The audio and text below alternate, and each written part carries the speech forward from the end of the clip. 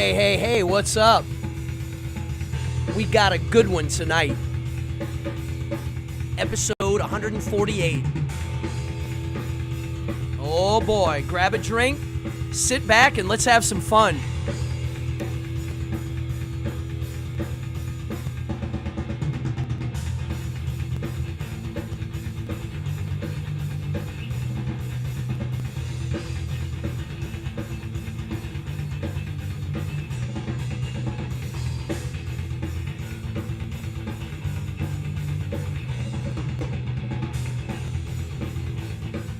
Yeah.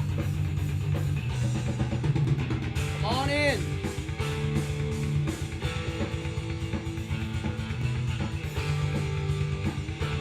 Happy Monday. Awesome.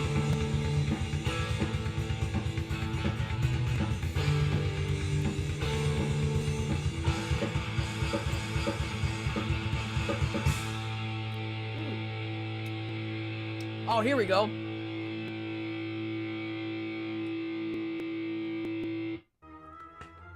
Vinyl. Forget I have the remote control. What's wrong with me? All in black. Yes, sir. What's up, everybody? Come on in, everybody. We got a good group tonight. All right. What's up, Fallon, Tony, Melissa, Camillo, William? What's up, buddy? Haven't seen you in a while. How are you? My mom is in here. Amanda J. Fallon. Who else is in here? My sister. What's up?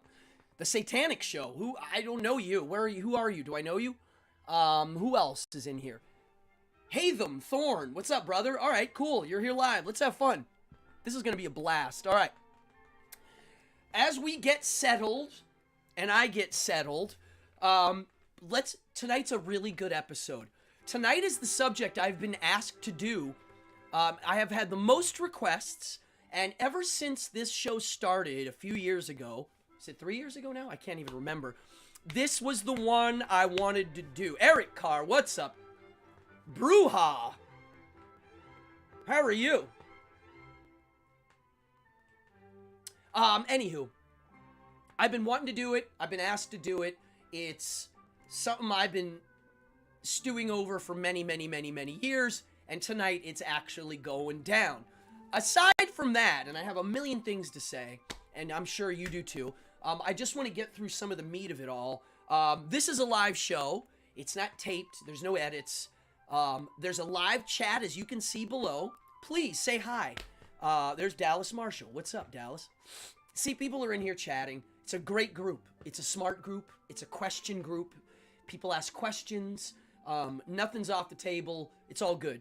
So that's one thing. Please, hey, see, look at that. Boom, a tip came in.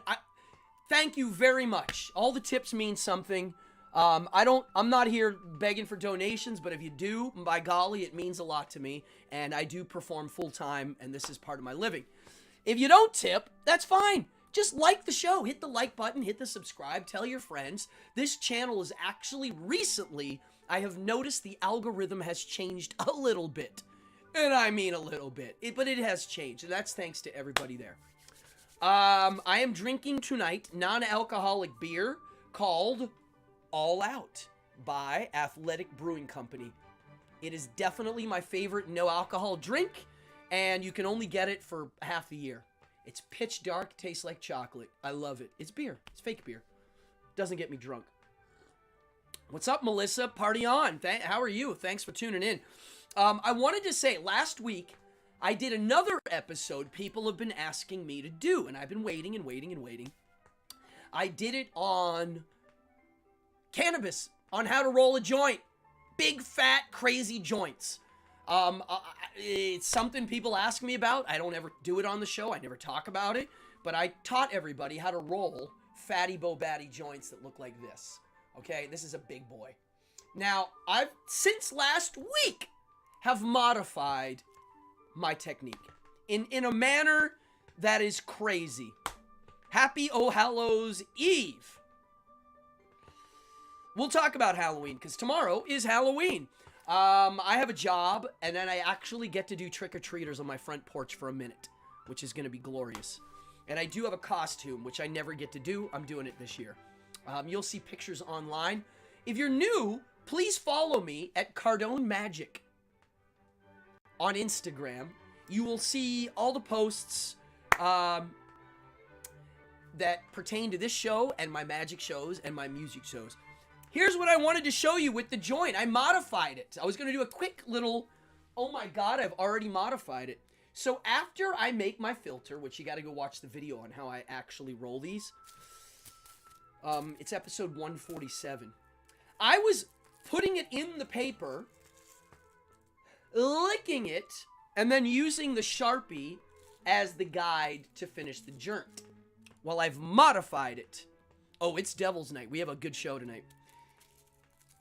Basically, the new technique is I only lick and stick the back end where the filter is. I don't know if I can do it live right now because I'm kind of rushing. After that's licked and sticked and dried, I put the marker in, but instead of licking and sticking, I actually take the paper and line it up right where I want it to land on the other side, and I lick on the outside. No need to stick. Why bother? Look, I'll do this end first, and then I'll do the whole thing. And that's it. Now you let it dry. Seriously, it's a giant improvement. So anywho, for all the potheads out there, Bill Yon, how you doing, buddy? I went to Bill. Did I meet you in 7th grade? I believe I did. I always bring it up because I love that I still have friends from back then. Please welcome and join the chat. What else did I have done? For those of you that watched my last episode and got to watch Shanks, I got some messages from people. It's one of my favorite movies. It's a movie nobody knows about, and I want people to know. Oh, all the smoke coming right now? The world's greatest incense. I'm only doing this. I'm not sponsored by these people, but I'm showing you because I don't want them ever to go out of business, and he's the only guy doing this. Right here. Please support this man. Fred Soll. S-O-L-L-S. This is very expensive incense. It's almost 2-something a stick. It burns slow. It's powerful. It smells pungent and strong. It's the greatest incense in the world. The Winchester Mystery House. I've never been. Beautiful. Fred Soll. Of course, Fallon, you know about this. Of course. I would only... You know, you're one of the persons that I would guess would know about the greatest incense in the world. Really, this is handmade incense. Tony, you saw Shanks. I'm telling you. Am I right? The movie should be called Frankenstein Meets the Puppet Master. Because that's what the plot is. Yep. 1 stick. I got one here going. It'll burn very slow. It'll only burn like this an hour maybe. It's, I think I will smoke a little pot online tonight. What else before we get to the nitty gritty? One thing, very kind of important, something I've been working on now, and it's almost ready. Cardone's Wacky Mart is going to be up soon. This is going to be my web store where I sell everything from my old posters, old t-shirts, new posters, new t-shirts. I'm also going to have a section for one-of-a-kind collectibles that I'm getting rid of. I'm just going to put it right on my website. I'm not going to bother anywhere else. I'm right I don't know about that. I think I'm right less than half the time. Way less than that. I just keep asking questions. I don't think I'm right about anything except that I keep liking to ask questions. But yeah, this Wacky Mart, I'm kind of excited. I've been building it, and I think it's going to be something that I get to focus on. I have a lot of things over the years I've made, whether it be the Satanic Playing Cards, which will be on there. I will have some on there, not a lot. I have a limited amount. I have posters, I have t-shirts. I mean, really, I have a little bit of a lot of things, and some of them are extremely unique and collectible. So when it's time, you'll all know. Follow me on Instagram. Anybody donates during the show, look below. There's a link in the description. There's also live games that you can play in the chat. Please go right ahead. If you want to learn how to do it, in the box below it'll explain it, or you can ask somebody in here. But please introduce yourselves if you're just coming in. There you go. Billion, residual trauma from growing up Catholic. Well, I took my residual drama from growing up Catholic and my trauma, not drama and trauma, and I morphed it into something that I find wonderful. And I took what I thought was good and made it my own. And one of those was my love of incense. So, thank you, Eric, very much. That was not easy. Getting the satanic cards made and done in another country during COVID was a nightmare. Wow. I mean, really, great experience. I mean, I learned a lot. What else before we get into the nitty-gritty? I feel like I'm forgetting something. Let me check my phone. The only reason why I'm checking my phone is not because I'm a phone junkie. It's because people watching the show message me and they assume I look at my phone the whole time, and I don't. I do sometimes. And my moderator, who's not here, might be sending me messages too. What else? I have a lot to say tonight. I have too much to say. I don't want to say it all. Hope it fills your... before we start the subject, Halloween is tomorrow. I always tell people, and I've written some essays on why I don't like Halloween. The honest truth is I love Halloween so much that I've just made it part of my daily life, as some of you have too. I have been really just in love with this holiday ever since my early memory. My mother's watching now and she'll tell you, yeah, most people watching the show, I could say probably, oh no, there's a moderator. There's two. There's the robot moderator and Golf Wang. So, I've always liked Halloween. My problem with Halloween has been this. For the last 30 plus years, I've always been busy on Halloween with work. I was either playing a rock show or doing a magic show. For the last 2 years, Halloween was on a Monday and a Tuesday, so I wasn't so busy on the actual holiday. This year, it's on tomorrow, and my work is done early. I got an early job, and I didn't get a late job, so hallelujah, I get to celebrate. But, oh, I'm not a magister, my friend. You can call me Reverend, but not Magister. There are some Magisters that jump in here, by the way, and I'll raise a glass to them. Cheers.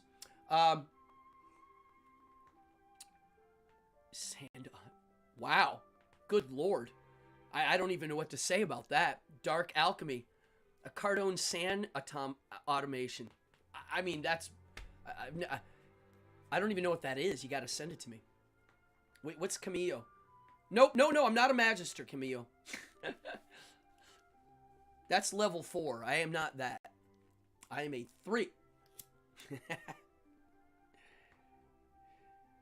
Okay, Billion just brought up something, and I always criticize the people that live in my hometown. They celebrate Halloween the Thursday before. Why? So they can monitor it. It's not a party night. They don't want it on a weekend. It's stupid. Stupid. So here's why I didn't like Halloween. Because it made me sad to see other people really going for it. And then the next day having to go back to a normal life. One day out of the year where they get to embrace their dark side or their naughty side or their perversions or whatever it may be. They get one day a year to purge it out, dress up how they are. The big manly man can put a dress on and he's not called names. And the girl can paint a beard on and no one will call. And it always made me sad because when I was little, thank you very much, Camillo. Thank you. Happy Halloween to you. I honestly, it made me sad because it was like I always just dressed up how I wanted whenever I wanted. And if I wanted to have a Halloween party in May, I just did it. I mean, I didn't need a day. Oh, yeah, there you go. Yeah, Bill's saying it. Yeah, it was always a football game. I always felt bad that people had to go back to they lived these, quote, normal lives. They put their own jail cells on their inhibitions, and safe trick-or-treating, as they call it, yeah. Well, I think it's terrible and stupid and kind of offensive. It's like, what are you talking about? I mean, it's always been pretty safe, honestly. I think there's more accidents and problems on other holidays, quite frankly.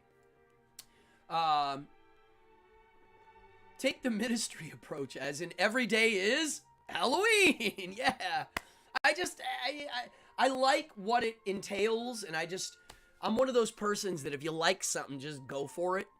So yeah, I've had a fascination with the holiday. Alas, we are here. Tonight is the Devil's Night, traditionally set aside for Americans to actually cause trouble and property damage, which when I was a kid, we did.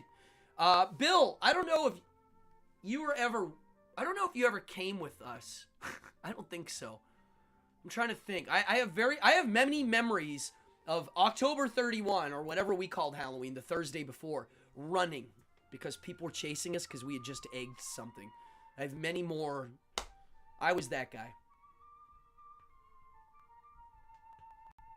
And if you hook up at a party, you don't hook up with any girl but a clown or a cat. Yeah. True.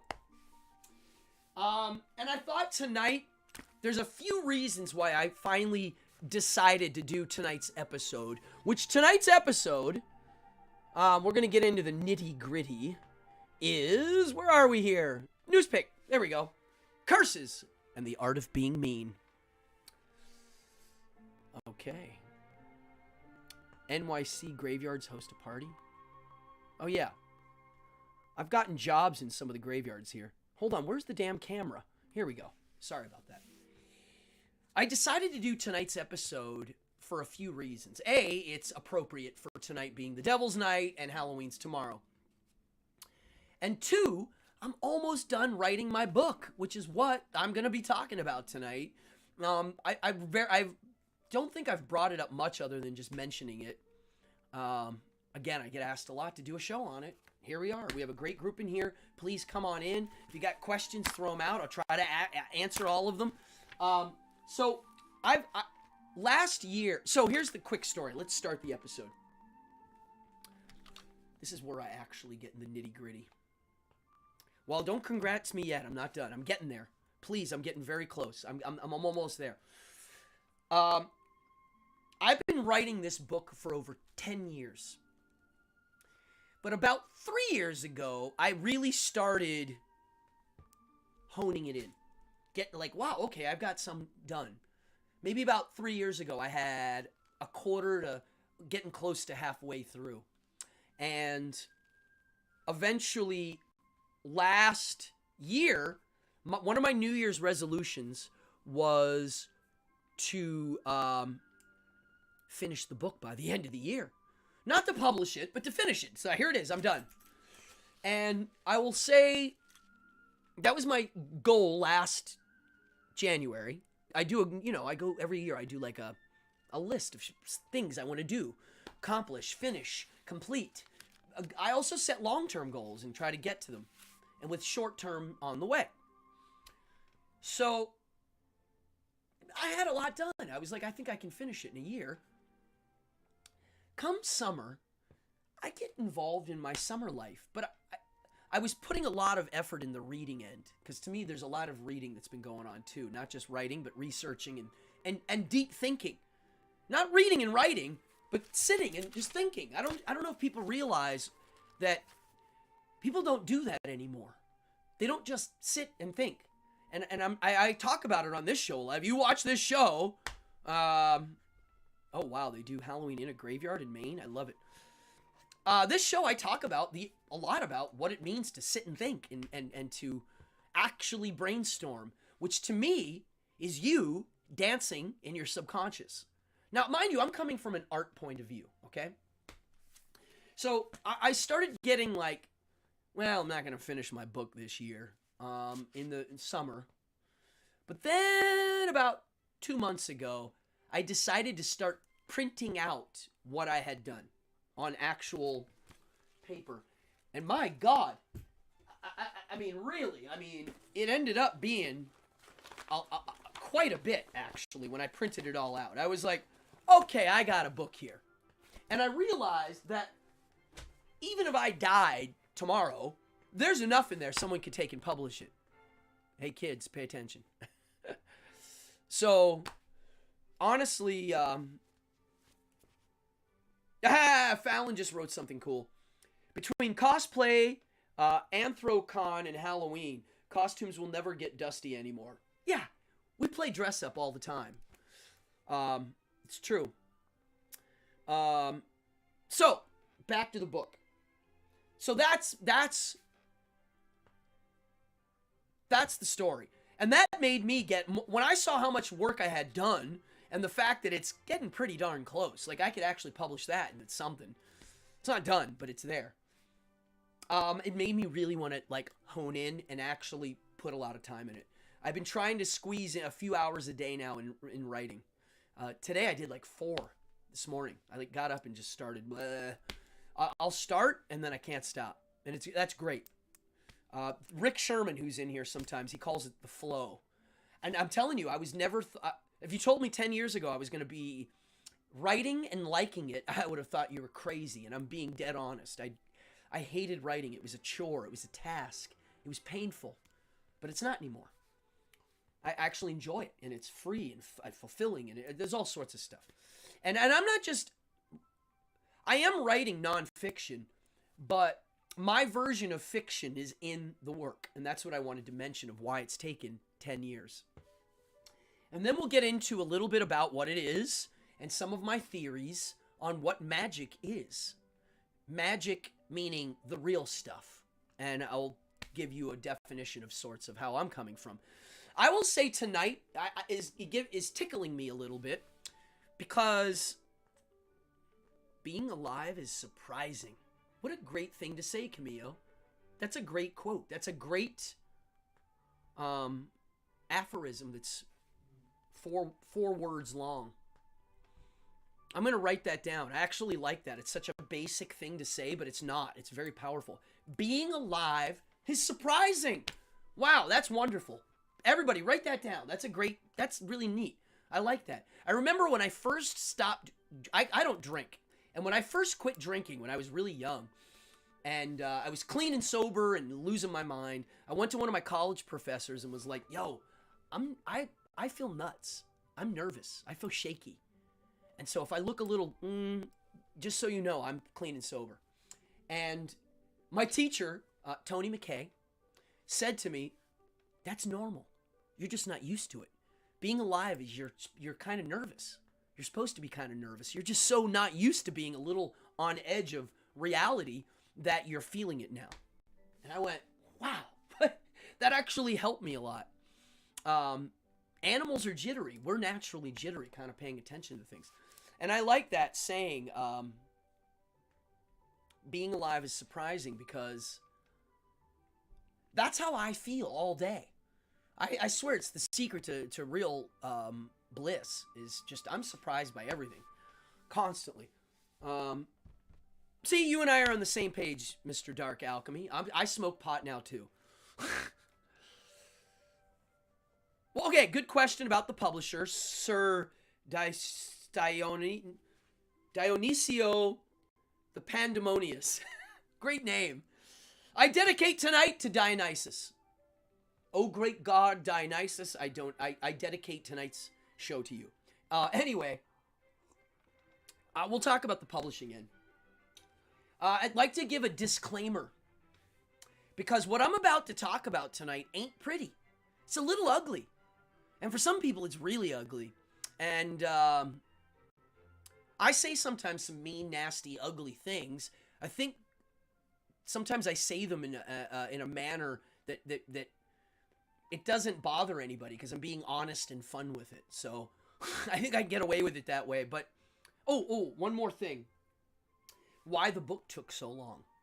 I wanted to make this point. This is very important. And this is the hard part.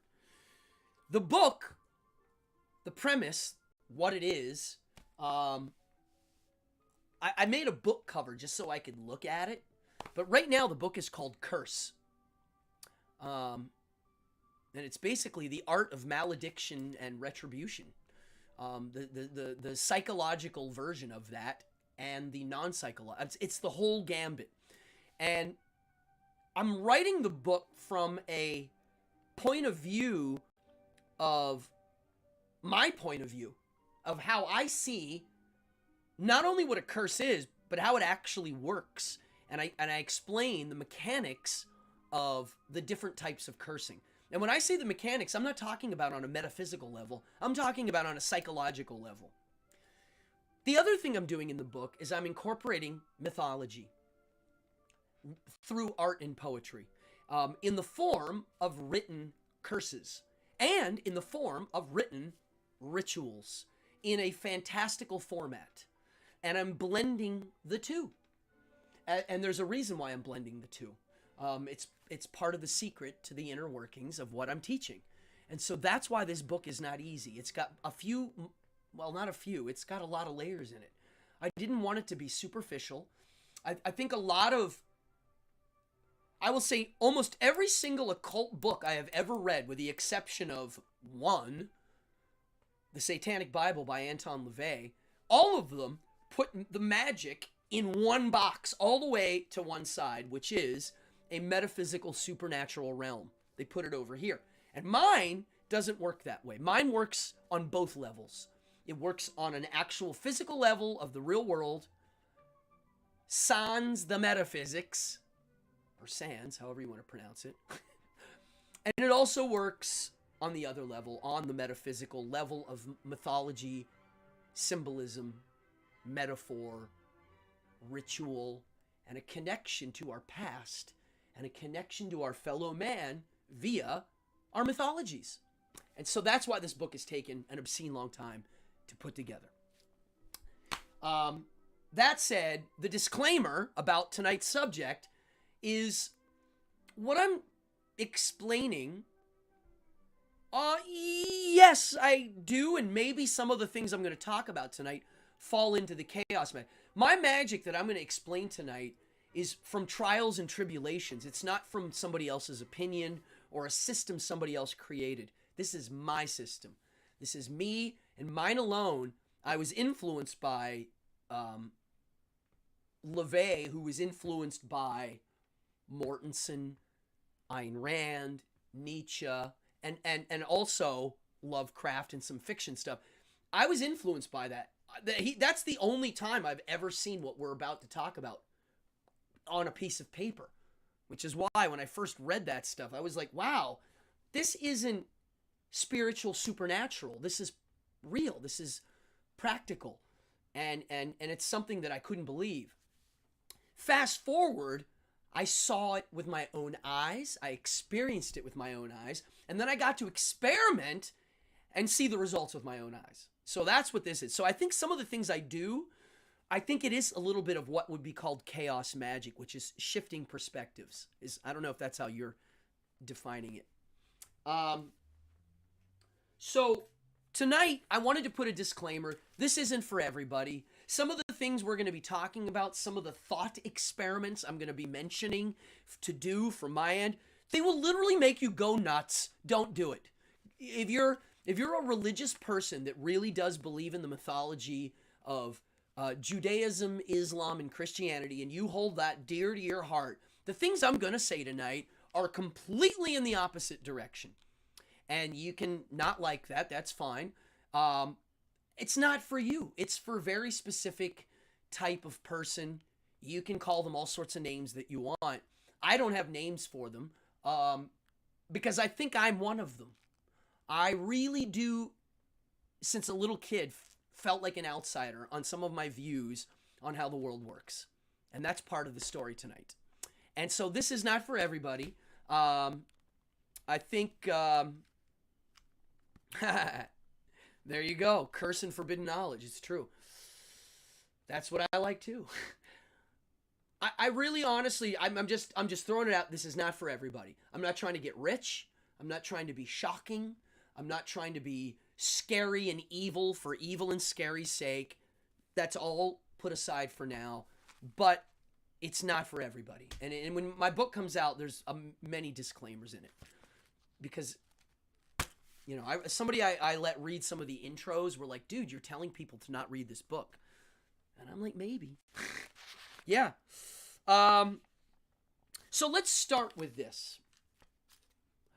My thoughts on where magic came from. And when I say magic right now, I'm going to say sympathetic magic. And when I say sympathetic magic, I'm referring to the magic that, and I'm reading the book, and it's heavy and thick and crazy, the Golden Bow. Sympathetic magic coming from animism, meaning everything has some sort of spirit in it or something. Sympathetic magic means that if I have this joint and I light it, I can make this joint feel something or change, or doing something to this does something to this. Kind of like what happens in quantum physics. Yeah, it's kind of shocking. So from that end, we'll just say that's what magic is for now. That's not how I define it, but let's just call it that. There's sympathetic magic. Casting a spell on a doll so that it does something else, right? Where do I think it came from? So this is it. This is my version of it in a very short nutshell. And I always tell this story when I'm doing magic shows because it's the same story. Imagine caveman time, hunter-gatherer. Humans aren't in trees, but we do live in caves and pretty like primitive situations. Not everybody could participate in the activities. Lesson via a joint. So like for instance, not all the men could go hunting. They couldn't. And back then, I really do think people weren't, I don't think men were being misogynistic then. I think it was, who's good at what, go do it. You're good at hunting? Good, we're starving. You're good at healing people? Great, Timmy got eaten by a tiger. Okay, you're pregnant and having kids, so you need help. So, hey, who can help this person? This is what was going on. Life was not easy. There were tigers eating people. Lightning would strike people. People would get sick and die, choking on an acorn. Whatever it was, life was cheap and fast. So I really think people were in survival mode. And in that survival mode, occasionally, thank you very much for the tips, people. It means a lot. Occasionally, people can't participate. Jimmy can't go hunting. He doesn't have legs. Timmy's blind. Susie was born hermaphroditic and an albino, and she's blind too. Like, there are ailments that prevented you from participating. The villages that were compassionate and had some foresight were like, all right, well, he can't go hunting, but he can stick around the village and keep an eye on things. I believe that from that scenario, we have what I call the observer. I don't know what other anthropologists would call this archetype, but somebody who starts to really pay attention. Maybe it's because he was born a little smarter, but then his situation was conducive for that to develop. So let's say, for example, caveman John is blind in his left eye and one of his legs was a little shorter. It gets in the way when he hunts. He bumps into things they don't want him to come hunting. So he sticks around the village. Let's say he's not good at even moving around the village, but he has something else that keeps him busy. Maybe he folds the laundry. I don't know. At any rate, he starts to pay attention to the weather patterns, and he starts to become able to predict the weather. Hot day today, cold day tomorrow. It's going to rain on Wednesday. That man immediately had power. A lot of power. And that person, or woman, or man, whoever it may be, turned into a shaman. Every village had a healer, a shaman, a guy, a framer, someone who explained things. Caveman Billy, or whatever his name was, who was the shaman, not only observed the weather, he started observing humans and being able to predict their behavior. And through this, the tradition of these people, they started realizing that their important role was to the witch doctor. Of course, they were the framers of reality. There's no explanation for the thunder. That guy probably was the one that told it. And that's right. If you were weaker but smarter, you became the witch doctor. And I really think there was probably one more element to that. It wasn't just weak and smart. There was something that made them stick out a bit more. Maybe they had crossed eyes. Maybe in a tribe of all people with brown eyes, they had blue eyes. Whatever it was, there were traits that would get applied to a different. And the villages that saw the value of it, they benefited. And that idea of him being able to predict human nature alongside of the weather, eventually some miracle happened. The man that does the rain dance doesn't rain.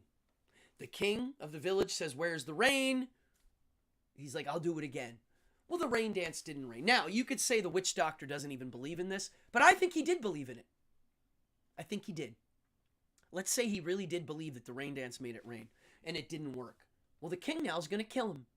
The king said, "You're not only second in command in the village, I gave you more land than anybody, and you married my daughter, and you did this thing, and I let you go on that, and you know what? This is crazy. I thought you could talk to God."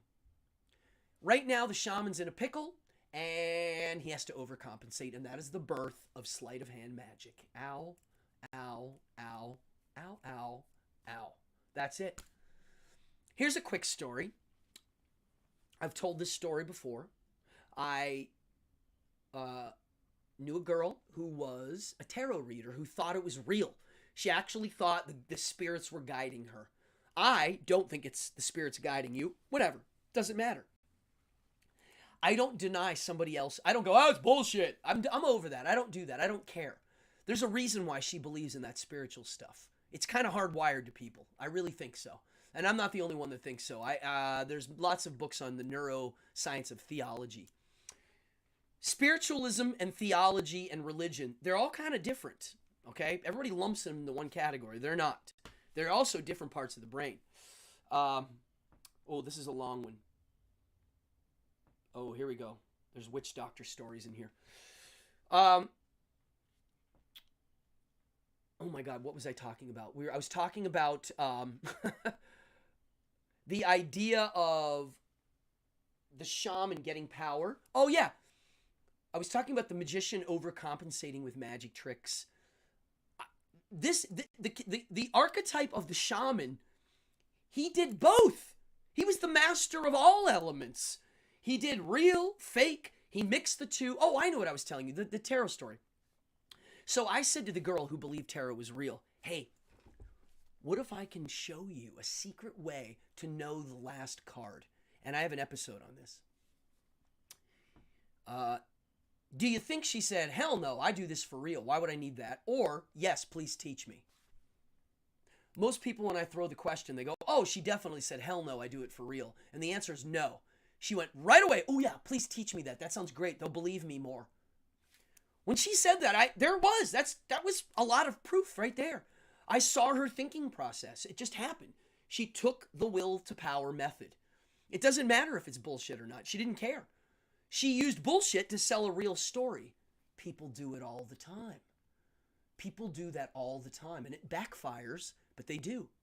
I think I've done episodes on this. Yo, Lillian. Cheers, Lillian. How are you? Happy Halloween.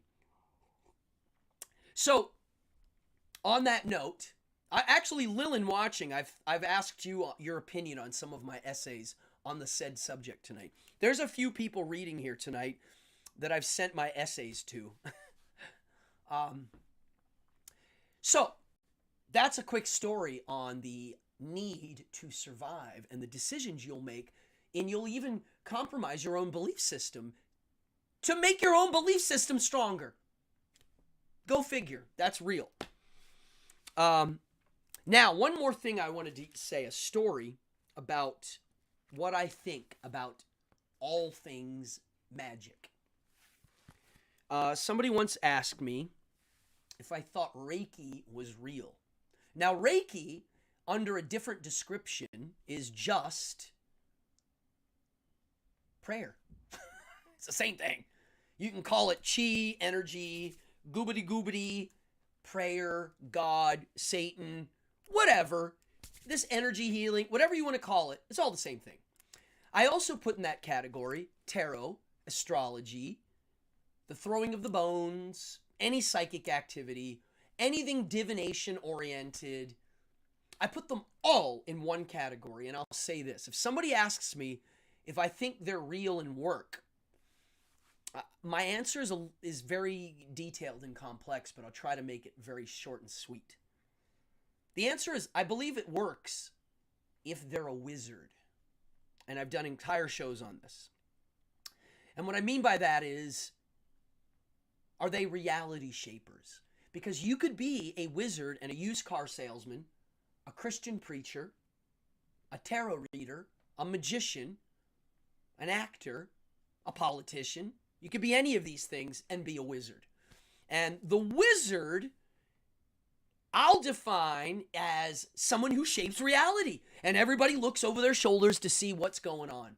Now, if the Reiki person understands the same things a wizard understands, and I mean wizard, I mean the Wizard of Oz wizard, the guy who actually doesn't have magic powers, they're able to be more powerful than actual, quote, real magic in many ways, like the Wizard of Oz is in the movie. And so, if the Reiki master is actually a master wizard, well then, yeah, I believe it works. Of course it works. It doesn't matter if it's Reiki, goobity gobbity, they can actually use it to change reality for real. Just like any wizard magic scenario you would ever dream up. That's my answer, and I hope that makes sense. If it doesn't make sense, please tell me. But I believe it does. That's how I look at it. And on that note, let's talk about cursing. Wow, that's a lot, and I've already been 45 minutes in an episode, and I haven't even started. So let's just break curse. What is a curse? There's a few textbook definitions. I don't want to go too detailed, but you could say a curse is saying bad words, but I'm going to define it, not the definition that's in the book right now. It's just, imagine a curse being, when I say the word curse, most people think of a voodoo doll, the evil eye, the Malokia from Italy, whatever it is, some sort of throwing a supernatural energy at someone for an attack. Would we agree on that? That's just a basic general way of saying it tonight. Release the Malokia. So I'm going to separate them into three types of curses from my point of view. One would be, and this is the Anton LaVey version of it right here, is think of a curse as a way of purging some bad energy that one holds inside. Like hate. Someone has a lot of hate and they're mad and they don't know what to do.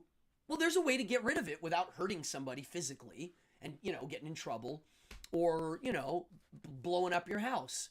And that would be write a really mean poem about the person, pretend like you're throwing a curse, and purge it on that, whatever it is, the doll, the voodoo doll, the poem, the song you wrote, whatever it may be. But if you do it really and take it seriously and theatrically, your subconscious might be able to purge out that bad energy. And now, let's say you wanted to curse somebody that really went out of their way to get you fired at work. In your mind, they are dead. You killed them. You don't need to know if they actually died. It's irrelevant. To me, that's one version of a curse. The other one is an actual curse that you're throwing to actually take out that person for real so that they get sick and die or run away in horror, whatever it may be. And then the third one is more like King Tut's curse or an area that's cursed. It's more of a warning, almost like a trap. And to me that is a little different. It's an idea. Well, there are I'll talk about that. What's this person's name? Diogo? Did I pronounce that right? Diogo? I don't know. I'm like backing up. Diogo. I hope I'm pronouncing that right. Yes, cursed can be our projection and feelings. But now let's talk about what are you doing when you throw a curse? Why would you want to do it? Well, you're doing it because it's revenge of some sort. And we all know revenge is bad. It's looked down upon. It's considered to be negative. What's the old saying? If you're going to do revenge, dig two graves, one for you and one for the person you're killing. And I wrote an essay the other day that I posted where I agree with that, actually. And that's why there's a warning in the book. It generally is a bad idea. But it must mean something. It must. Because why is it the most popular subject of most movies?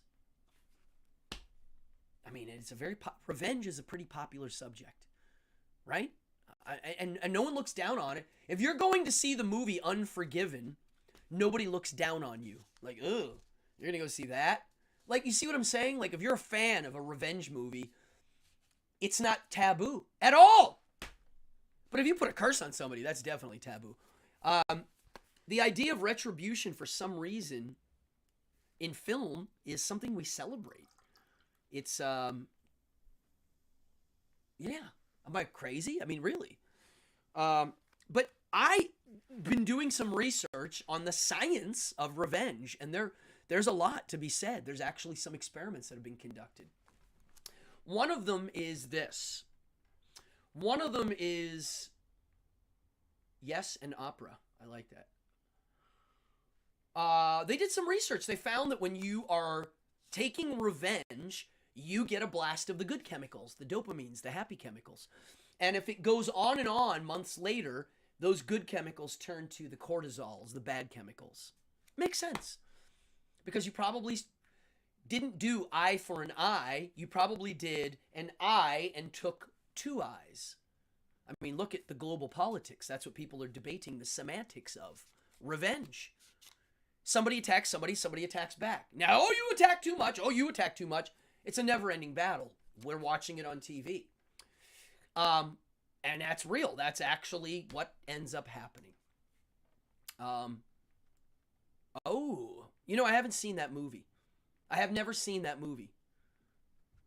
Haytham Thorne, The Reverend, I haven't seen. I will watch it eventually.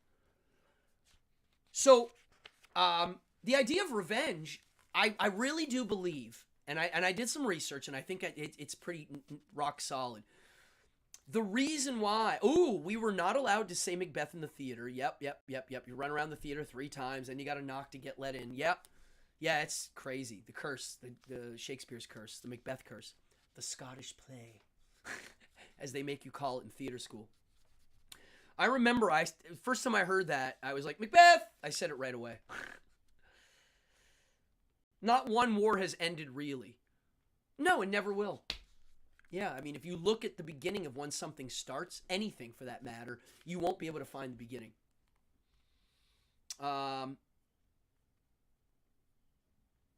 Same man who refused to celebrate Halloween. Oh, that guy was a kook. What was I talking about? Hold on, revenge. Oh, revenge. What is revenge? It's an early man, and I mean early, like caveman. Let's go before caveman. It's an early form of a judicial system, prejudicial system. It's a way for your data processor, this thing here. If somebody does something bad to you, like pokes your eye, your response is to poke theirs back right away as a reaction to A, tell them they just did something wrong, and B, scare them away so they don't do it to you or your friends.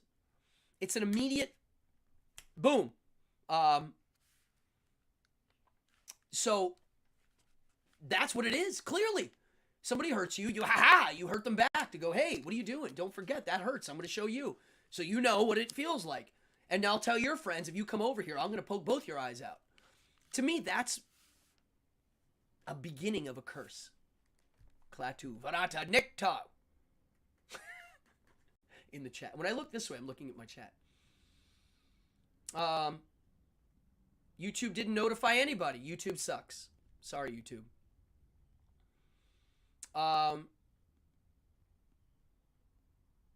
Revenge is like something like paying a bill. I love it. I always said, revenge is how high achievers are usually able to high achieve.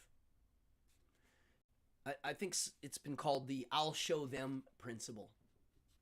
Somebody hurts you and you go, I'll show them. I'm going to be better than them. That's revenge.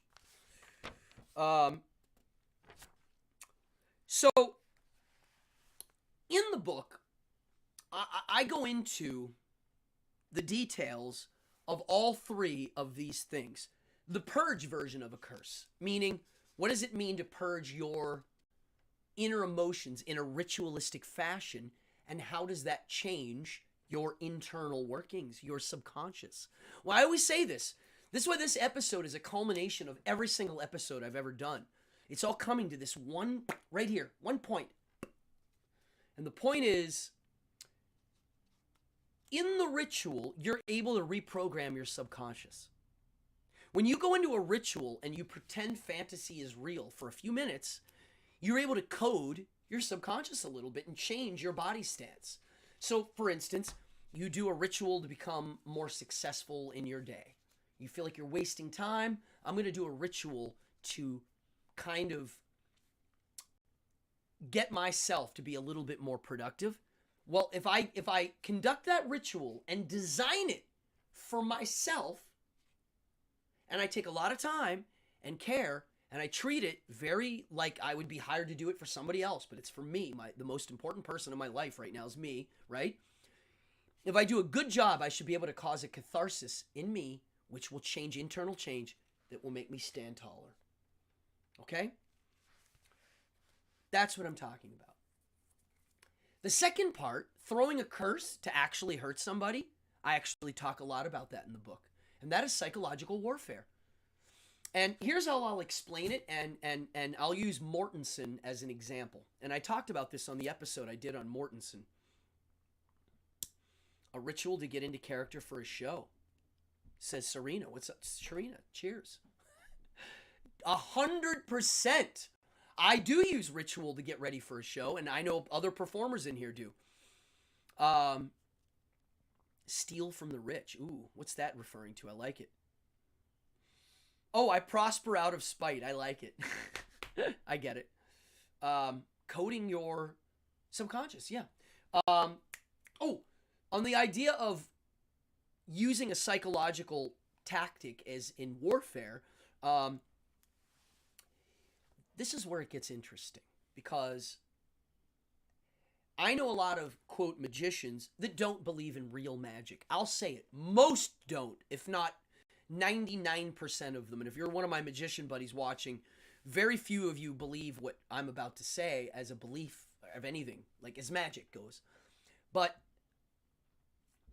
I don't know how to not see this, okay? And here's what it is. And I learned this from Mortensen, LeVay, and just being an artist and doing magic, fake, real, whatever you want to call them. I saw this with my own eyes. And here's what it is. Imagine someone standing across the street. What really important, before I do this analogy of what I'm about to say, one of the reasons why this curse book, I think, is a good first book for me, even though the subject is a little taboo for some, is because it's easier to teach these principles for the bad stuff, not the good stuff. The negative I'll use, not bad, but the things perceived as bad. So here's the analogy, and I'm going to use the bad example because it'll hit home way stronger. Someone's standing across the street, and I want to change every chemical in their body. If I hold up a picture, a photograph of a little kid that was just run over by a car, I can basically change every cell in that man's body like that. Right there. They are going to get a rush of chemicals for some reason or another. Even if it's Jeffrey Dahmer, he's going to change his genetic makeup, maybe in a different way than it would change me. You see? But I'm still going to incite change. Well, what if you're able to do that without any visible means? What do you call that? And I really mean no visible means. None. Nothing's there. There's nothing there, but I'm getting that same kind of chemical reaction. If somebody makes something float, like a dollar bill, right? Well, there's no visible means of it floating, right? It's like, oh my God, the bill's floating. There's a string, but you can't see it. There's definitely a string, but you can't see it. And he's even able to pass a hoop over it. And it doesn't, there's no string. You can't see it. Well, I call it magic. It is magic. If I'm able to influence somebody's mind and actually cause them to have physiological reactions without uttering a word or doing anything, well, that's in the book. I talk about it. I also talk about the legality of curses in the book. And just so you know, the actual term for legal language, for the lawyers watching, for a curse is imprecatory prayer. And that means a prayer to harm. And there are two really good ones in the Bible. Seriously. Greg. Hey, Greg. I don't know which Greg. I know a lot of Gregs. I don't know. Do I know you? Are you a Greg I know? So, imprecatory prayer is the legal term of cursing. And there's a story. I don't know if this is going to be in the book. I was going to do a whole chapter in the book on this. I don't know if I am now.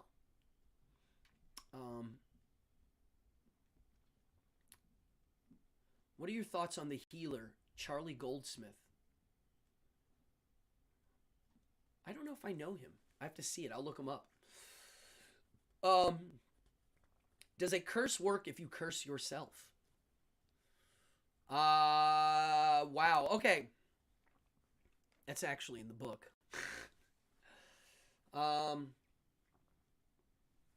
Yeah. Yeah. I did a do what? You're telling me to do it? I don't know what you're telling me to do. I had a show that I was working on, a reality show. It did not get picked up because it was kind of a taboo subject, where people cursed me over and over again. And I remember saying, oh, okay. What's up, Greg? I remember saying to the people of the show, like, look, I'm the person that these curses don't work on, but I am a human and I do have a subconscious, and our subconscious is the control box for it is sometimes hard to access. So if I could not access my control box, yes, I could be harmed too. Oh, write the chapter on the legality of curses. Yeah, Rick Sherman says people can. Oh, I'm impressed. I don't know if it's worth a whole chapter, and here's why. Because it goes away from the functionality of the book being theatrical in its mythology approach to what curses are. To me, this is very important in the book. This is something I see missing from some occult literature. The fantasy part, I want more of it sometimes. And I don't like too much of it, but I do think it's important. Because our mythologies, I do believe, are hardwired to us. And that's a very important part about the second type of curse, the destroy one, the actual destroy, and the go away one, the one that don't bother me. The don't bother me curse is, to me, the best one of all. I might do a different book on that. The other one. I might do a different book. That's a whole nother I mean, it's not another subject, but it is fascinating. I am just as fascinated. What adds to the ritual? Oh, yeah. It adds to the ritual of it not being. Yeah, I'm trying to make this book have a life of its own as its own object. Not just here's a book on a bunch of curses that you can try out at home. I don't want it to be just that, and I don't want it to be here's how curses actually work and not really go into the fantasy of it. And I want it to be for somebody who, when I was a kid, I was like foaming at the mouth looking for books like this, and they didn't exist. There was, I always tell the story. There was the Satanic Bible and the Necronomicon, and they were the scary books in the bookstore. And I bought the Necronomicon first and was very disappointed. And then I bought the Satanic Bible, and like I said, it's the first book that explained magic from what I'm talking about.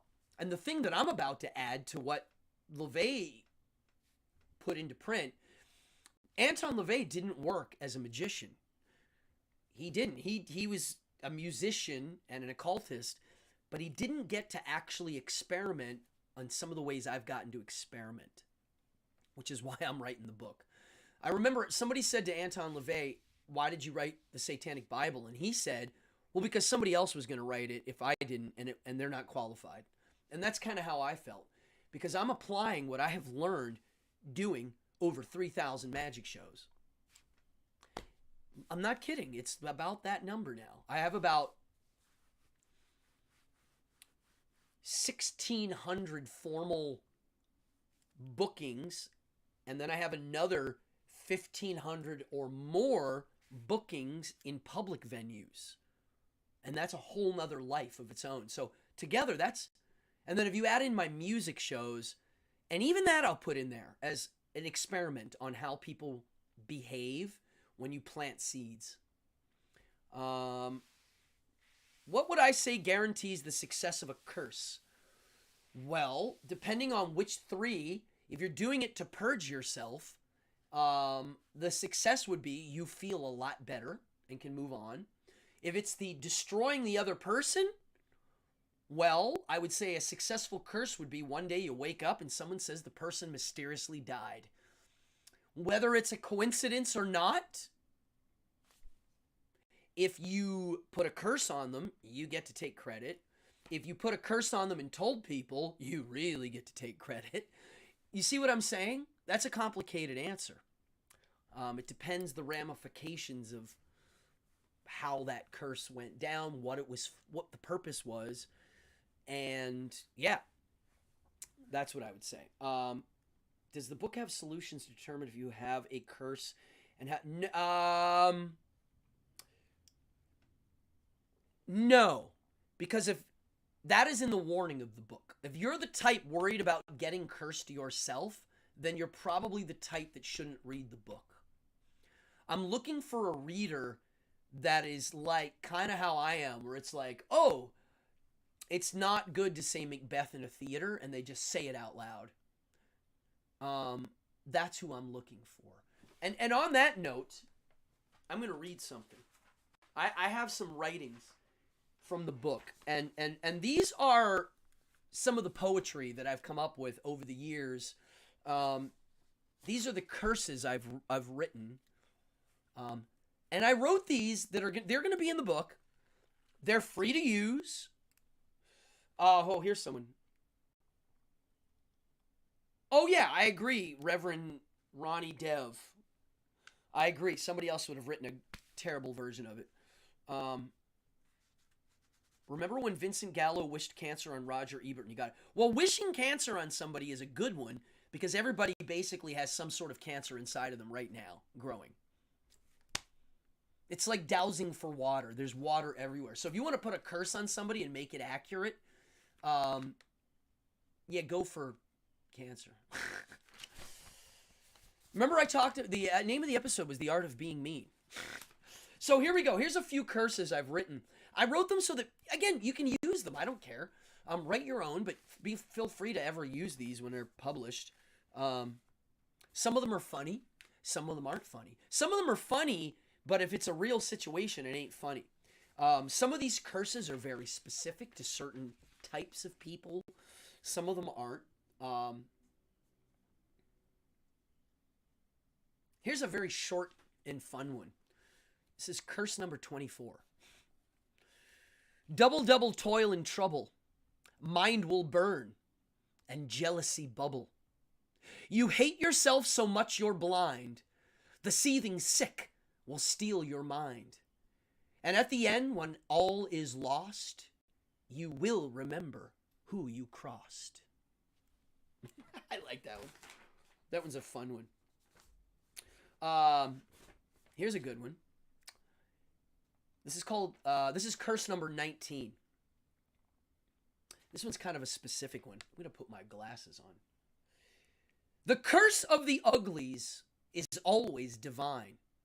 To watch it slow fester is like sipping fine wine. It starts very subtle, unexpected and quaint, but where it's all headed is not filled with restraint. The ugly stick hits you right in the face, and your body misshapen, your life now a disgrace. Your nightmare came true, and the magic is gone. All mirrors a truth, all beauty withdrawn. The magic is lost, and the spell is all dry, and nothing is left but the sound of your cries. That's another one. Mean. And now here's a new one. It's curse number 20, but it's new. I've rearranged them. This one's a very subtle one. I wrote this. It has a lot of meaning. There's some double meaning here. But I wrote it in response to the new TikTok phenomena of terrible magicians doing a video where in 1 minute they reveal the secret to 10 tricks. Some of them are good tricks. It's a very throwaway way of getting likes on your TikTok. It's clearly successful because everybody's doing it. Ouch is right. Some of these are mean. But here's one. This is a curse to the magicians doing it. And I really like this one. Curse number 20. To those who spoil the secrets of magic, a pox to you, and a life that's tragic. For the feeling of power, by souring the fun, a curse like no other has now begun. The world will laugh at your newfound power as they notice you're empty and your welcome is sour. As they look closer to see what's inside, the brightness from the light makes the roach run and hide. To those that spoil the unknown wonder, may you die in obscurity, your life was a blunder. May your eyes go blind from jealousy rage at knowing you will never be a genuine sage. You missed the whole point at what magic is for, and sharing our secrets is what we abhor. For there is nothing but an insect with dreams to be king, known only as a nuisance, riding another one's wings. You wasted your time, and now you must go. The curse has been set, and now it's time for the show. And there is some flavor. And this is flavor. That's what they're for in the book. I mean, they're flavor. They mean something to me. They hopefully mean something to somebody else. And I honestly hope that they just inspire people to write their own versions of these. I mean, honestly, that's what I'm doing. I've written many of these. I've also written some rituals to put these in. Again, oh, thank you, Bruja. Thank you. One other curse I wanted to read at the end of the show, because this is, to me, the tonality of the person that I'm writing for. And it's funny because a lot of the philosophy books start with a premise on, a preface on who the book is for. And I entitled this one, this is now in the book Curse number 10. It's the Warlock's Prayer. I remember one who chose to know not how tricks were done. He kept the magic and the fun. I love it. Here's my Warlock's Prayer. My skin is made of iron. My heart is coal and gold. My love is fierce as a lion, and my hatred runs ice cold. If you try to harm with darkness and send negative thoughts my way, you must forget they are my friends, and you they will betray. And so that's why somebody asked the question. That's who I'm writing the book for. That's the tone of the book. This is why the book isn't for everybody. If that poem makes people like feel weird, then that's not who the book is for. Um, if you hear that and you go, yeah, then that's who the book is for. Maybe I should put that at the beginning of the book. I just decided this might lose its status as curse number 10, and I might put it in the beginning. I'm going to write that down. It does set a good tone. Maybe in... So, I hope this has been... I mean, you can please tell me if there's any other part to tonight's discussion you'd like to hear me go in a little deeper on. But that's the basic premise of the book. And honestly, to me, every great book... Thank you very much. I honestly... Every great book I have inspired me to go make my own art. It didn't inspire me to imitate or copy. It made me want to go do my own thing. It really did. That's my whole life. Every book I've read that I put in my top 10 list, that's what they all did. I learned, but then it inspired me. And that's all I'm trying to do with this book, is to put some of my thoughts on paper that I have not only learned about, but thought about and experimented with. And for it to inspire other people to honestly look at this and go, hey, I understand this way of working and what it is. I see the benefits of it, and I'm going to go try my own version. I think LaVey called the occult, not Satanism, the occult, a do-it-yourself God kit. And I really think that's a great way to phrase what he was doing. A do-it-yourself God kit. It just makes the most sense. And it's usually why people are going to the occult, is they've left a traditional God and they're looking for a new one. And I will say, most people that align themselves with atheism and the occult and Satanism, they all still believe in God but don't realize it. They have a version of good that they put as a thing, which I'll call God. Again, in the book I talk about even those types. This mode of thought that I'm talking about right now might be dangerous for them. Wow, I haven't yawned yet, have I? Just because I said that, I'm going to yawn. I yawn when I drink fake beer. It's the hops. It might be because I'm poking smot. Poking smot sometimes makes me hyper. So, at any rate, publishing. So I've been offered some sort of publishing thing from a few people. That's one option. Well, I did do a show on Tarot Card Mechanic. I did a show on it. There's a Behind the Devil's Curtain on tarot, and I teach the secret. The secret. I teach something kind of important on there. Maybe I'll do another one. So my options for publishing, I've realized, are fourfold. One would be, I go with somebody who's already offered me a publishing deal. I've had a few offers, and I might do that. There's an option. Another option is I edit it myself, or pay to have someone edit it, or have a friend edit it, whatever. And then I shop it to a real publisher. That's an option. Another option would be I finish the book. I pay to have it edited. I do it myself. I get ready to print it. I actually figure out what it's going to cost, who's printing it. I get them the files, and then I Kickstarter it. That might be the best option right now, because it doesn't cut off the other options. So then the fourth option would be I do the third option, which is I Kickstarter it myself, publish it, do it all. It's a lot easier than doing a pack of cards, let me tell you. It's a lot easier.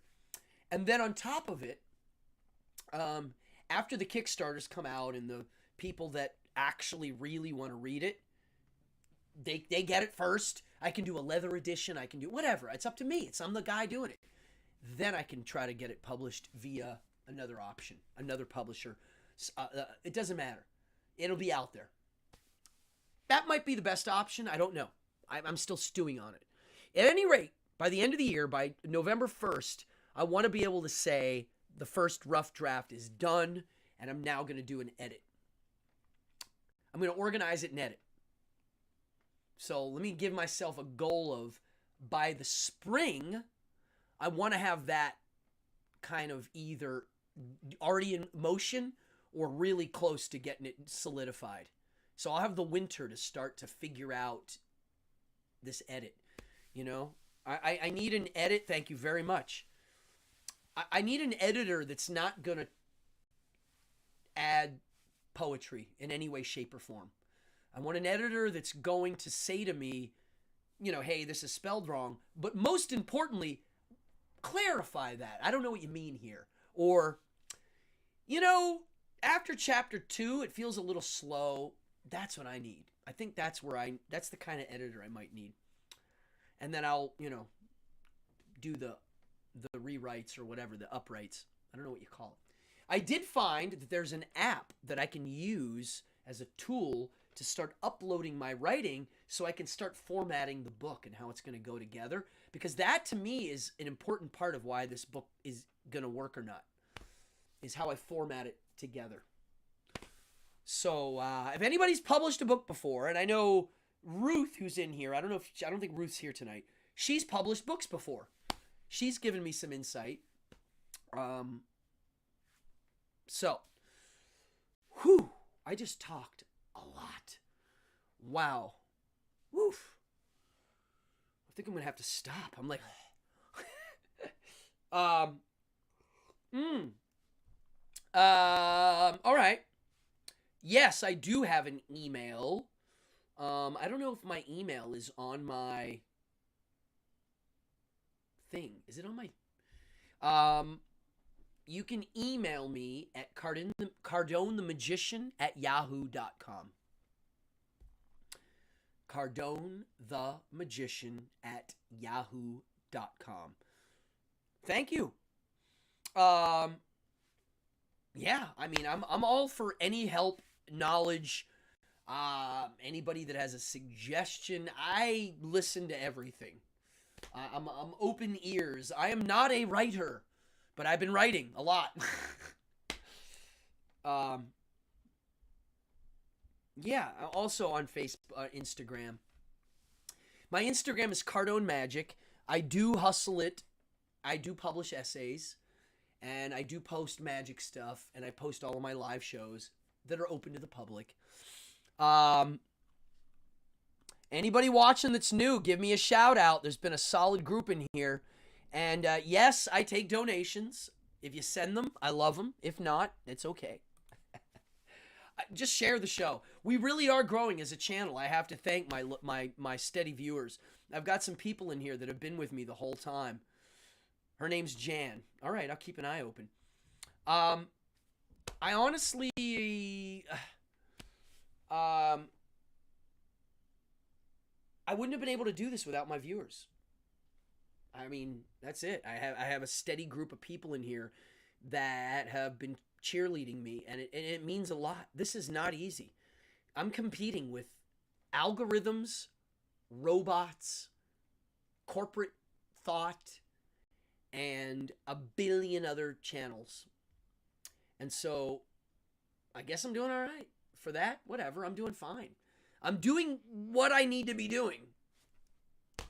And I do this because I learn a heck of a lot about what I'm doing by explaining things. And I learn from you. My viewers are smart. I wouldn't do this if I didn't have the chat room and the people interacting with me, because I learn from you. You stimulate where my next looking will go, because you'll present a question that'll make me ask another question. That's why I like this format. Wow. What a group. What other questions do you have? Please fire away. On the note of cursing, I'm curious if... Oh, the algorithm's ridiculous. It's not conducive to what I'm doing. The CEO of Tube, of the Tubes, said they favor corporate media. Clearly. And Canada Canada, which if you're from Canada, I feel bad for you. You have the worst laws I've ever seen. They just implemented they basically put a free speech license in law, and I don't like it. If you make more than $1 million with your YouTube channel, you have to be approved now by the government. You have to submit your stuff. That gives me goosebumps. I mean, I know a lot of people that aren't famous and they have 1 million YouTube. They make money. They make money online. And now you have to be submitted to the government to make sure you're not hateful. Clearly, this show would be canceled. Just the mention of this. My show right now is technically illegal in Poland because it's blasphemy. The Holy Spirit isn't real. I've just committed blasphemy.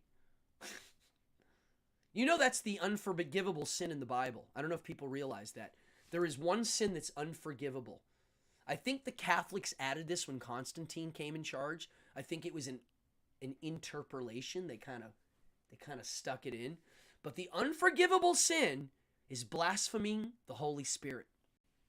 So there you go. If you want to doom yourself forever and play with the mythology and take it far, all you got to do is say, the Holy Spirit is not real and I don't like it. You're done. That's the easiest way to get excommunicated. Oh yeah, here. Do I have any opinions or thoughts of Boyd Rice? Not a lot. I've watched some of his videos and I've seen some of his music. Maybe he's good. I don't. He's never written anything that I've read that I remember being amazed by. And I'm not saying he's not amazing. I've read some things and I've looked into him and there's nothing that hit me over the head. I do remember hearing that he told people that he was supposed to be second in line for the throne of the Church of Satan and he didn't get it. And, you know, I remember hearing that. So if that's true, that guy's a kook. That's all I'll say. But if it's not true, then I don't know. I really don't know much. But I will say his art never hit me, whatever his art may be. Like, I like it when I think of somebody and their art comes to my mind right away. Like, oh, that person's in a band, or God, they write the greatest poetry books, or, you know, like, I mean, some of my friends are like Kevin Slaughter's a publisher, you know, like I think of books. When I think of him editing Might Is Right or whatever. You know, their art is very crystallized in my mind. Like, and his art, it doesn't really, you know. Oh, here's a question. Your writings, your curses make me feel, and my question is, have you discovered something that you feel really resonates with you? Oh, I see.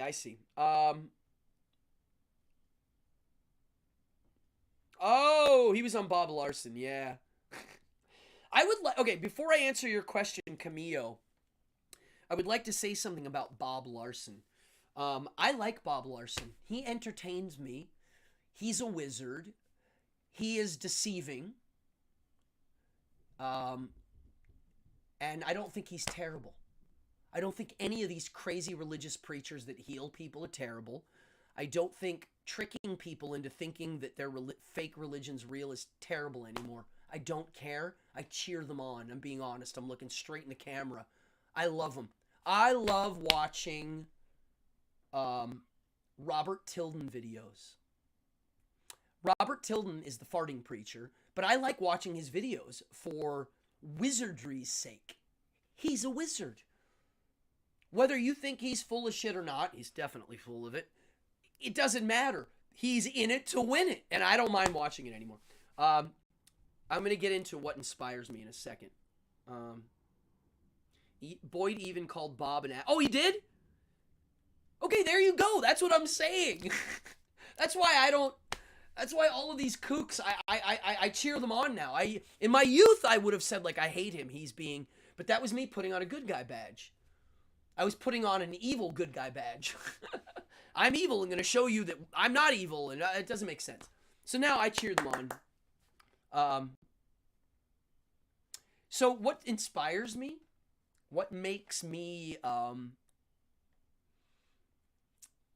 literature? The thing that's inspired me the most recently is I read Faust by Goethe. Um, I mean, really, like inspirational. The poetry of the translation, the theme of the book, the philosophies intertwined, the amount of thinking it made me do, truly inspirational. Opera inspires me a lot. Classical music inspires me a lot. Lots of different classical musics. Ramones. Ramones. I get more inspiration from them than most. I mean, really. Over and over again. Constant inspiration. The songs, the lyrics, the energy, what they did to me, never-ending inspiration. This stick of incense is very inspirational. I'm not kidding. The fact that my hand sticks to it because it's handmade resin, and I know that the guy that made this put his freaking heart into this. I know he did. I've seen the videos of them rolling this stuff. I'm inspired by good craftsmanship. These are the things that inspire me. Boyd Rice's Apocalypse songs really stuck in there. Oh, I have to listen to them. I might become a fan. I don't know it. Tony with the Ramones, yes. So I'm inspired by many things. I'm inspired by, Anton LaVey's writings inspired me a lot. Clearly, I mean, really, he's the first one to marry the fantasy and the reality in a manner that not only did I understand, but I had already been doing it. It's something I had already been a part of. I was already doing it in my childhood. That's why when I stumbled upon it, I was like, well, duh, this guy's onto the right track. Because, oh, yeah. Yeah, this incense is still huge. It burns very slow. I decided not that long ago, maybe 8-9 years ago, if I'm going to burn incense, I'm going to buy the best one I can buy. I am not a rich person. I'll say it straight out. I don't have a trust fund sitting somewhere, and I ain't rich. But I do realize that there are some fine things in life you got to go for. One of them's opera, and it's not that expensive.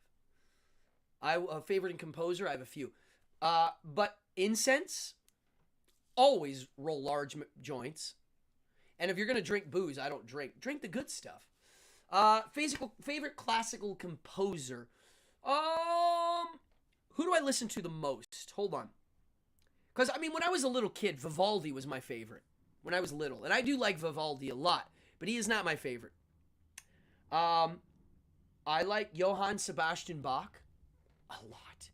I like that his body of work is so vast and influential and big. And he wrote organ pieces. And it's endless.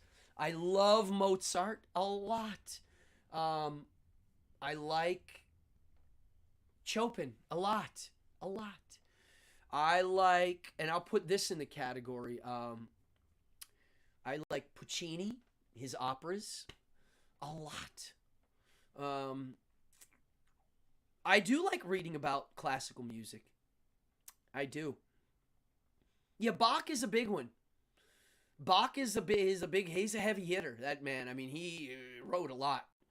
I love Mozart. When I listen to, every now and then I'll go in a Mozart hole and just look up things I don't know because it's kind of endless. I'm impressed. He has a few concertos for trumpets that are just, you can hear where heavy metal comes from. Wagner, I like. Not my favorite, but I do like him. I find myself listening a lot to Chopin. Chopin is like, I listen to him a lot. I listen to Bach a lot. I listen to Mozart a lot. I listen to, I'm trying to think of some of the more, Stravinsky. Yeah, okay. I do like him. I like Claude Debussy. I like him. I mean, there just is so much. It's just an endless, vast thing. And it's free. And I find classical records on the street all the time. And it's not that much to go see the symphony or the opera. That said, I am a metalhead and a punk rocker. I also appreciate jazz. I appreciate improvisational jazz. Um, I will tell you in my book of cursing, there are a few secrets I didn't talk about tonight that are actually very deep and meaningful that are in the book. Just so I'm saying. But on classical music, I have endless listening for the rest of my life.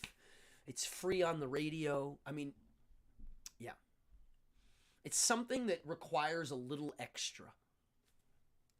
You know, you got to put a little extra in. I'll show you how you can take that and smoke it all the way. Pete Townsend. That's a good inspiration. Boris the Spider. So you tear off a tiny little edge on the paper. Hold on. And now I'm sliding it out. So now when you look at the journey, you will see that there's an airspace. And now you can go all the way. You can go to 11. Favorite punk rock bands? Well, clearly the Ramones, Dead Kennedys, big inspirations when I was young. Misfits, obviously. But now we can go deep. Cockspar, love them. Buzzcocks, The Exploited. I mean, I can go endless. From the hardcore bands, Minor Threat, Murphy's Law, Cro-Mags. I can keep going. I like the skinhead bands. I like the punk rock bands. I like the hardcore. It's in my blood. I like the Damned a lot. They're playing tonight. I got offered to go see the Damned tonight, and I turned down a free ticket to hang out and party with you. I did. I can show you the text. A very good friend of mine who's in the Cro-Mags, he messaged me, and I was like, hey, he was like, hey, you want to go see the show? And I was like, I got a live show. And I really like doing these shows. And it means a lot to me. And I really wanted to do this episode. And I've wanted to do this episode for a long time. But yeah, punk bands, I can go for days. Same with metal. I forget who the Damned were playing with tonight. It was somebody big. It was the Damned and... You know what's funny? Oh, Half-Life. Oh, wow. Whoa, we're really going back. I've seen Half-Life, but not The Exploited. How's that for weird? Twin Temple. I am not a fan. First of all, they are fans of the Satanic Twits, I'll call them. The Temple. The Satanic Temple. And that right alone shows me that every single thing I said tonight in my episode, almost 99.9% of it would go over their head, and that's the end of it. And so that band, I love the idea that there's a satanic doo-wop band, but why are they satanic? What's satanic about them? What's the actual satanic part? Other than they sing about Satan? Do they sing about cursing people and actually murdering them? Do they sing about... I don't know. It just doesn't make sense. I don't get what's satanic about them other than they flash the horns and they smile. I really don't. I find them kind of really cringy, actually. Hole in the Sky, Black Sabbath. I do like that song. So yeah, Twin Temple, not my fan.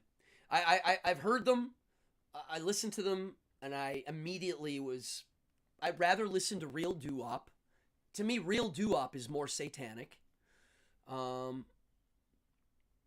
King Dude. No, I don't know that. Well, I put them on the cringe side. I don't even like the way they look. I think... it could be so much slicker and more stylish and devilish and better. It looks like whatever. The girl in the band looks like somebody I'd bump into in the audience at the Slipper Room, not on the show, in the audience. And the guy, again, he looks like somebody you bump into in the Mermaid Parade or something. It's not that special. Just saying. The satanic thing in media has become really cringy. I agree. Which is why the real stuff knows when to move aside. It does. And to me, somebody asked me about this show and why I don't go there. And I went, what do you mean? I go there the whole time. I just don't talk about it like that. I don't need to flash the horns every 5 minutes and say things. It doesn't make any sense. I'm glad you get, I mean, the Bruja, Florida, I get why you get, I mean, that's why this space is good. Because we all talk about the real versions of these things with real words and real applicable subject matter and the real philosophy. And it's not about the costume, and it's not about it's not about activism.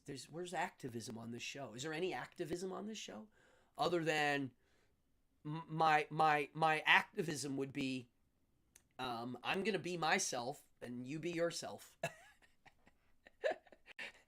That's about as activist as I'm gonna get. That said, yeah,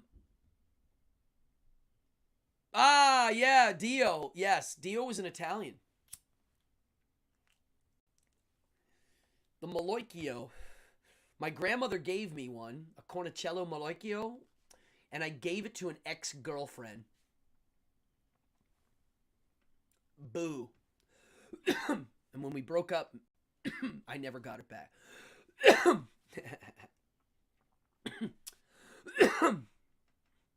As it should be. Yeah, when I see cringy evil, I cringe and run away. I hide.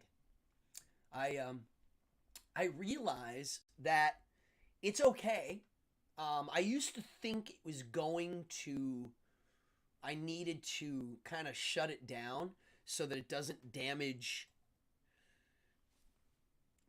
things that I already liked. And then I realized it didn't matter. They will come and go. Fit for a king. I'll listen to them. Oh, do I like their music? Twin Temple. No. I'd rather listen to real doo-wop instead of hipster doo-wop. That's what it looks like to me. And it doesn't have to look hipster, but it is. It's missing something. It's missing an authenticity to me. I don't know how to say it. It's not there. It doesn't have BALLS. It doesn't have balls. I think the band Devil's Blood had balls, and they played kind of a bouncy, groovy 70s rock. Here's a song to look up. Look up Cruel Lover by Devil's Blood and listen to the lyrics. They're inspirational. I do like stand-up comedy. I find that's one of the hardest jobs in the world. I mean, I like Bill Burr. I like Chappelle. Out of the classics, by God, Bill Hicks. I love Dice Clay. I love George Carlin. Those are my favorites right there. Bill Hicks, Dice Clay, George Carlin. Yeah. So, to me, they were, they understand some of the principles I talked about tonight. And all three of those comedians push the envelope, I think. Doug Stanhope. I don't know. I'll look him up. I will look him up. Doug Stanhope. Is that a new guy or an old guy? The new guys, I'm sure, are having a hard time. It's tricky. It's getting tricky. Being mean is going to be illegal soon. They're trying to legislate Where did you get your ventriloquist puppets? The ones behind me or the ones that are in the road cases? Because I have two professional ones over here. And if you don't know my episode, look up Cardone ventriloquism on my channel. I teach it on this show, and I actually show the dummies. Stanhope is great. All right, I'll look him up. I love stand-up comedy. It's minimalistic. I'm a fan. Anything minimalistic, I'm a fan of. I really like watching someone deal with a giant audience and have nothing except words. I really like it. I study it. I learn a lot from watching stand-up comedy. I do magic shows in places that are kind of like a stand-up comedy vibe. You know, it's a cabaret, a variety show. And I'm actually working. Anybody watching this show that's a performer, the girls, there's some ladies in here that are performers. I'm getting ready to do a burlesque show at the surf club like I did in the old days. So if you're watching, November, December. Oh, both behind me and the others. These back here, the two little guys that I'm tickling right now in the camera. Hi. They were mail order and only $2 in the early 80s. And they're actually kind of valuable right now. The ones behind them, the one in the bottom, Danny, which is right there. Hi, Danny. He was my sister's, Yvette. She's watching right now. She had it before I did. I don't know who gave Yvette you this. Nana? Pap? Santa Claus? I don't know. Anyway, it was a dummy and a record. And that's how I learned how to do ventriloquism. And then above it, people gave them to me. You know, once you collect stuff, people start giving you stuff. And hence, I don't know if have I ever done an episode where I show other rooms in my house? There's a lot of stuff here. So yeah, the other ones, my professional dummies, one of them is made by Jerry Lane, the figure maker, who made the dummy for Soap. So my dummy's cousin is the dummy from Soap. And then the other dummy over here, that's George. I made him. He's one of the ones I put together. I made him from literal scratch.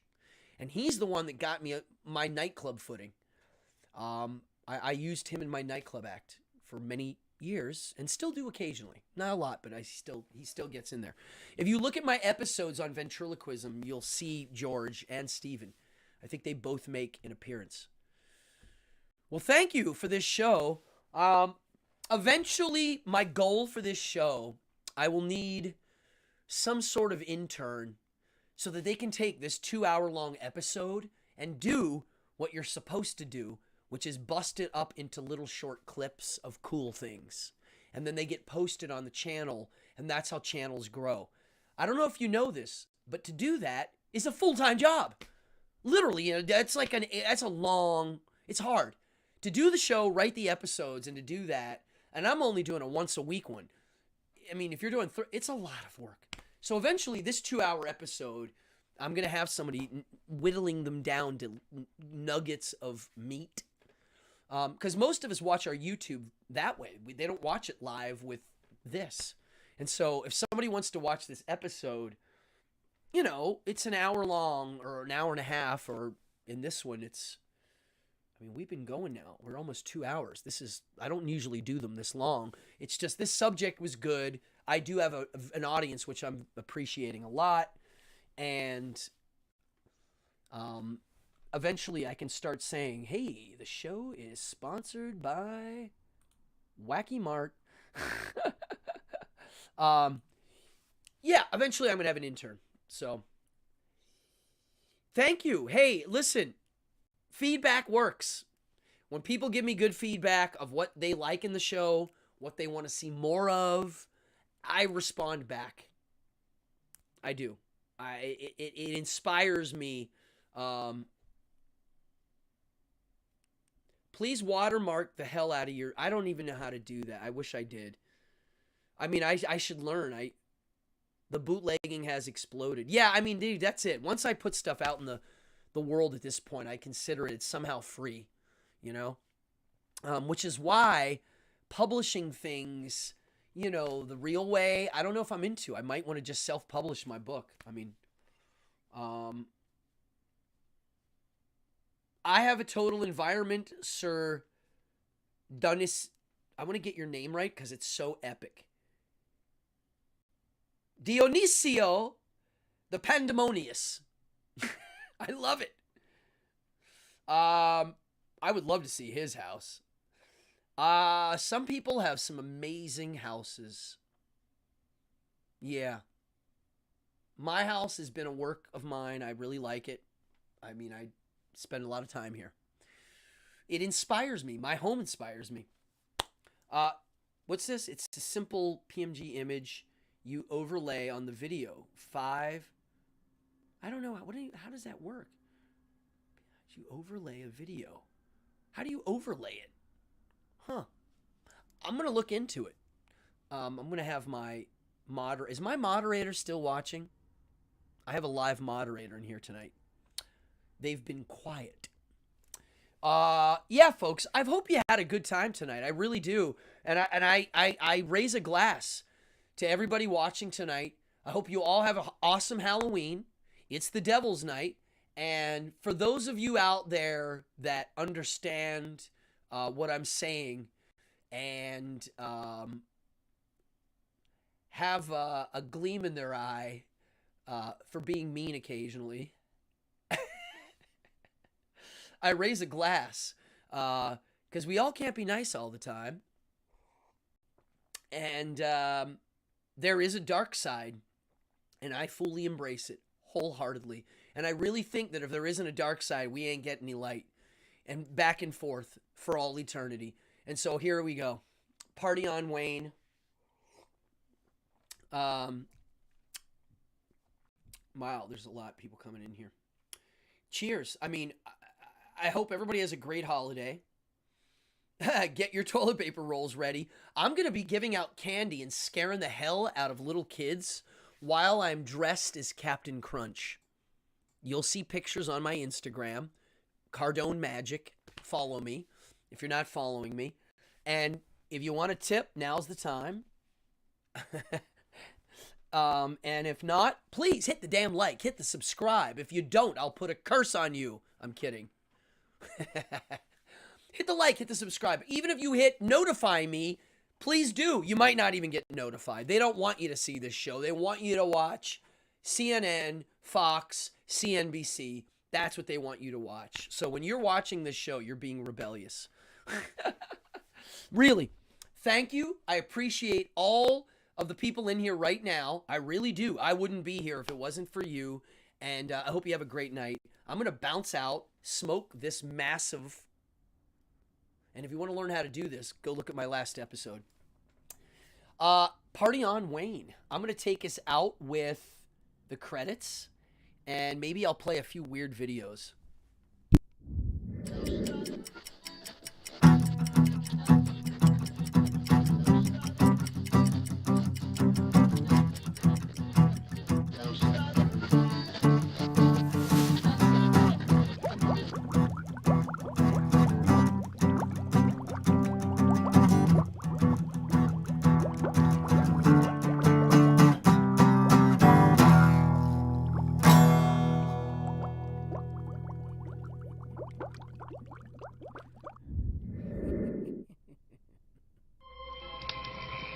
I don't want to scare anyone, but I'm going to give it to you straight about Jason. His body was never recovered from the lake after he drowned. And if you listen to the old-timers in town, they'll tell you he's still out there. Camp Crystal Lake is jinxed. We got a death curse. Some folks claim they've even seen him, right in this area. Who's that? Oh, hi. What are you doing on this mess? The girl who survived that night at Camp Blood, that Friday the 13th, she claimed she saw him. The boy. Is he dead too? We didn't find any boy. Then he's still there. She disappeared 2 months later. Legend has it that Jason saw his mother beheaded that night.